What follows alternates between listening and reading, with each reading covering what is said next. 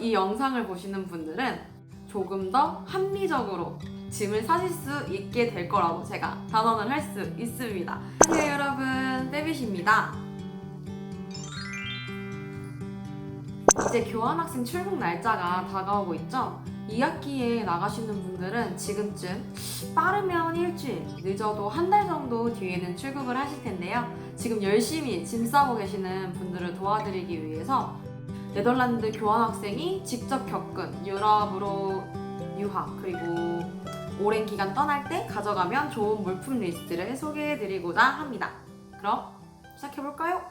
시작하기 전에 이 영상에 대한 정보는 제가 네덜란드에서 직접 겪은 정보를 바탕으로 구성되었기 때문에 이제 시청자분께서 어디로 출국하느냐, 어느 도시로 출국하느냐에 따라서 조금 다를 수 있을 거예요.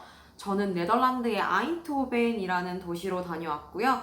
서유럽 위주의 이야기가 될 것 같아요. 그래서 아시아나 뭐 다른 미국에 가시는 분들과는 조금 다를 수 있다는 점 참고해 주시길 바랄게요. 가장 먼저 체크해야 될 부분은 내가 가는 도시에 차이나 그로서리 스토어가 있느냐, 그리고 K마트가 있느냐, 아시아 식료품점이 있느냐입니다. 이게 정말 가장 중요하다고 생각해요. 왜냐면 있느냐 없느냐에 따라서 챙겨야 되는 물품들이 굉장히 달라지기 때문인데요. 제가 가는 아인트호벤은 작은 차이나 그로서리 스토어가 있었고, 그리고 어메이징 오리엔탈이라는 굉장히 큰 아시안 마켓이 있었어요. 그래서 웬만한 것들은 정말 많이 구할 수 있었습니다. 제가 이걸 찾는 방법을 소개해 드릴게요. 우선 구글 맵을 킵니다. 어플 구글 맵 지도 검색하시면 받으실 수 있어요. 저는 지도라고 되어 있네요. 뭐 아이폰이냐 아니면 아이폰이 아니냐 이런 거에 따라서 다를 수도 있으니까 구글에서 나온 구글 맵, 구글 지도 등으로 검색해 보시면 될 것 같아요. 여기서 내가 갈 도시를 검색합니다. 저 네덜란드 아인트호벤으로 다녀왔으니까 네덜란드 아인트호벤 이렇게 검색을 할게요. 여기서 뒤로 가기를 한번 하시고, 그러면 이렇게 탐색 버튼이 나오거든요. 옆에 띄워줄게요. 잘 안 보이죠? 탐색 버튼에 식료품을 누르시고, 그러면 근처에 있는 식료품점이 다 검색이 돼요. 여기에 앞에 차이나 혹은 아시안 혹은 코리아라고 검색을 하시면 주변에 있는 아시안 식료품점이 다 뜨게 됩니다. 이게 차이나 그로서리 스토어나 아시안 마켓이라고 친다고 해서 100% 아시안 마켓만 뜨는 것은 아니에요. 예를 들어서 우리가 파는 것에 아시안 음식이 있어. 그러면 설정을 해놓으면 그냥 뭐 네덜란드로 치면 전보나 이런 것들도 그냥 마켓으로 뜰 때가 있거든요. 그런 거 잘 체크하시길 바랄게요. 검색해서 이렇게 들어가 보시면 정말 이제 아시아 음식을 파는 곳인지, 그리고 얼마나 큰지, 어떤 거를 파는 건지 대부분 사진이 찍혀 있고 리뷰도 남겨져 있어요. 그 리뷰랑 메뉴 사진 이런 것들을 좀 보시고 어느 정도의 크기인지 확인을 하시면 될 것 같아요. 그리고 경로, 내가 살 집 주소 아시죠? 그 집 주소에서 여기까지 경로 설정을 하셔서 내가 기동성이 확보되는 거리에 차이나 스토어가 있다 이러면 정말 적게 가져가셔도 됩니다. 제가 중국 식료품점이라고 설명을 드리는 이유는 중국 식료품점의 이름을 가지고 있지만 대부분의 아시아의 모든 식료품을 취급을 하는 점들이 대다수예요. 찾아가봤던 대부분의 차이나 스토어에서 한국 음식을 모두 구할 수 있었어요. 특히 라면류나 특히 불닭볶음면, 그리고 신라면 같은 류는 정말 쉽게 구할 수 있고, 김치 같은 것들도 비싸지 않은 선에서 구할 수 있으니까 라면, 장, 김치 같은 종류들은 내가 차이나 스토어가 그 주변에 있다 하시는 분들은 전혀 안 챙겨가도 문제가 없어요. 특이하게 소면, 우동면, 그리고 뭐 떡볶이에 쓰는 떡 이런 것들도 굉장히 쉽게 구할 수가 있으니까 그런 것들에 대해서 너무 바리바리 싸가지는 않으셔도 될 것 같아요. 주변에 중국 혹은 한국 식료품점이 있다 라고 했을 때 가져가면 좋은 제품들 소개해 드릴게요. 첫 번째로 제가 제일 추천드리는 거는 국물을 만들 수 있는 스프 종류를 정말 정말 강추드려요. 예를 들면 요새 마트 가시면 스틱 형태나 가루, 라면 가루 스프처럼 포장되어 있는 뭐 짬뽕 가루, 아니면 국물 가루, 뭐 김치 찌개용 막 이런 식으로 구할 수 있는 게 정말 많아요. 이거 하나만 뜨거운 물에 타도 따끈따끈한 국물 요리가 완성되는 거거든요. 그냥 파만 조금 썰어 넣거나 계란만 풀어도 정말 다양하게 맛볼 수 있기 때문에 챙겨가시면 정말 도움 될 거예요. 그리고 유럽 같은 데서는 특히 멸치 국물 요리를 정말 먹기가 힘들기 때문에 이런 스틱 하나 있으면 뭐 잔치국수를 해먹는다거나 아니면 내가 숙취가 있을 때 이럴 때도 쓰기가 굉장히 유용합니다. 또 비슷하게 소스류를 챙겨가세요. 소스류라고 말하면은 11번가나 지마켓 같은 데 검색을 해보시면 엽떡 소스 가루, 떡볶이 소스 가루 이런 거를 팔아요. 저는 이거를 여러 개 챙겨가서 애들과 이제 푸드 익스체인지 같은 거를 할 때 떡볶이를 만드는데 정말 잘 사용을 했거든요. 많은 걸 넣지 않아도 국물에 그것만 타도 되게 완성된 요리 느낌을 낼 수 있어서 정말 강추드립니다. 수프류랑 비슷하게 블록국, 이게 자취생분들은 알 텐데 블록국이 정말 잘 나와 있어요. 특히 북엇국이랑 미역국이 정말 맛있거든요. 아니면은 사골 우거지국, 된장국 이런 것들 챙겨가시면 숙취가 있다, 내가 감기에 걸렸다 할 때 그냥 뜨거운 물만 붓거나 물 끓여서 붓고 1, 2분 정도만 끓이면 엄마의 맛이 나거든요.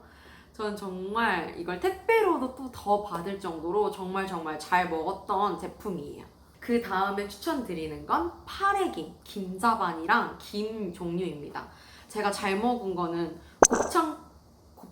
곱창이 들어가진 않았어요. 왜 곱창인지 모르겠지만 곱창, 파래김, 자반 그리고 뭐 이런 김 종류들을 많이 챙겨갔어요. 다음에 추천드리는 거는 바로 고추참치랑 이제 캔 종류의 반찬입니다. 뭐 엄마 손 캔이나 그런 거 있잖아요. 외국에서도 제가 본 적은 있긴 한데 잘 구비되어 있지가 않아요. 그리고 되게 비쌌던 걸로 기억을 하거든요. 식품을 넘어가서 아이템류로 넘어가 볼게요. 해외에서는 고무장갑과 비닐장갑을 쓰지 않는 거 알고 계신가요? 구하기가 쉽지가 않아요. 저희처럼 그 빨간색 그런 거 있잖아요.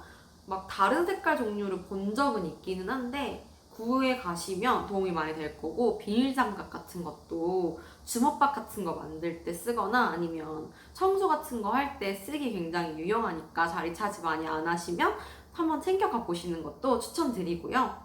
그리고 유럽에서 중간이 나무로 된 면봉을 잘 안 팔아요. 여러분, 이 나무 면봉이 꼭 필요하다 하시면 한번 챙겨가 보시는 거 추천드리고요. 난 그거 상관없다, 중간 플라스틱이라도 상관없다 하시는 분들은 정말 저렴한 가격에 구할 수 있으니까 꼭 챙기지는 않으셔도 될 것 같아요. 그리고 두 번째로는 눈썹칼이 유럽에서 정말 구하기가 힘듭니다. 없지는 않아요. 세포라나 이런 데서 한 번쯤 본 것 같기는 한데 막 가볍게 쉽게 구비하기는 어려워서 한 두세 개 정도 챙겨가 보시면 꾸준히 잘 쓰실 수 있을 거예요.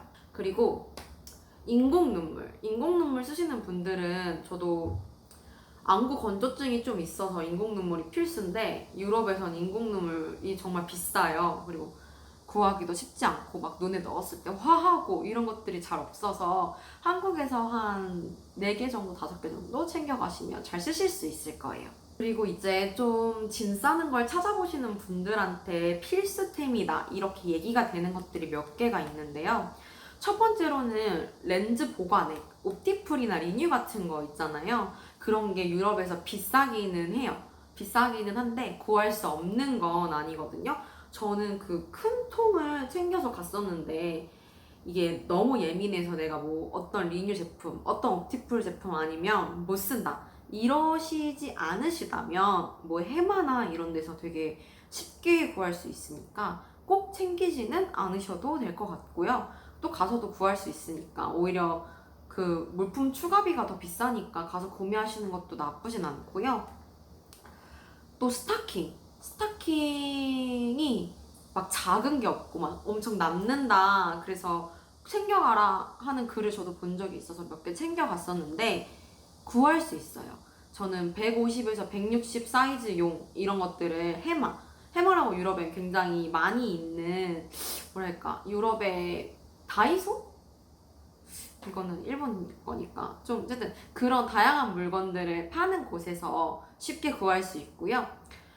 또 기초 화장품이나 화장품 종류, 팩 종류 같은 거는 많이 챙겨 가시는 거를 추천드리기는 하는데